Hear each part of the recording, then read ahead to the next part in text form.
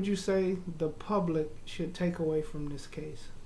Again, you have a Fifth Amendment right to remain silent, and you are often better served by not saying anything at all. I had a trial where my client, he made a statement. Truly wish he wouldn't have. Now, the statement was essentially, I did what I had to do. That's what the police said in their report. Now, the actual statement itself was a little different. In the statement, my client essentially said, like, the guy had a gun, I had no choice but to shoot.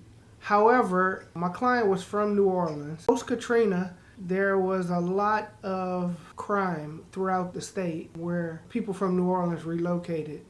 So a lot of the young men from New Orleans, they would get lumped together, and some of them would be treated unfairly because they were from New Orleans, and New Orleans had a reputation for being violent. Essentially, if there was a shooting or any kind of physical dispute between people from New Orleans and people from whatever town or city the people from New Orleans were relocated to, the guys from New Orleans would, a lot of times the prosecution would assume they were the bad guys, or the police would assume they were the bad guys. And in this case, my guy was not that. He was a working man. He was a college graduate. Now, the guy he actually ended up shooting was a guy who was in and out of trouble all the time. But my guy was from New Orleans, and he was the one that was prosecuted.